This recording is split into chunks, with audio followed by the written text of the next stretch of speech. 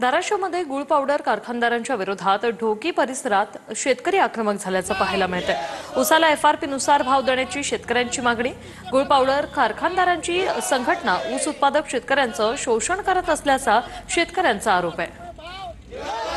सरकारनं एफआरपी 3500 रुपये घोषित केलेली आहे, पण त्याच्याप्रमाणे साखर कारखाने देत नाहीत आणि ह्या गुळपेटी साखर कारखानदारांनी एकतर संघटना काढलेली आहे। ती संघटना म्हणजे ऊस उत्पादक शेतकऱ्याचं शोषण करण्यासाठी काढलेली आहे आणि त्यांनी फक्त 2400 रुपये भाव देऊत असं म्हणजे घोषित केलेलं आहे। का तर आम्हाला परवडत नाही। म्हणजे गुळ पावडर कारखानदारांनी फक्त ही संघटना करून जिल्ह्यातल्या लोकांनी अशी संघटना करून फक्त 2400 रुपयावर शेतकऱ्याचा शेवट करायचा असं त्यांचं नियोजन आहे।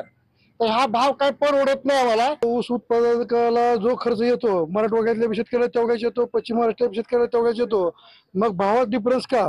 की काही शेतकऱ्याला भाव जास्त, तिथल्या शेतकऱ्याला कमी। पुन्हा इथं गुळ पावडरवाल्याची युनियन झाली, त्या गुळ पावडरवाल्यामध्ये ते आम्हाला परवडत नाही, आम्ही 2400 देणार। साखर कारखानदार समजा 2700-2800 देऊ शकतात, ह्यांचे तेवढा डिफरन्स का? मग गुळ पावडरला दिल्यावर काय खात्याचं पोत स्वस्त मिळणार आहे का? कारखान्याला दिल्यावर काय सबसिडी देणार का?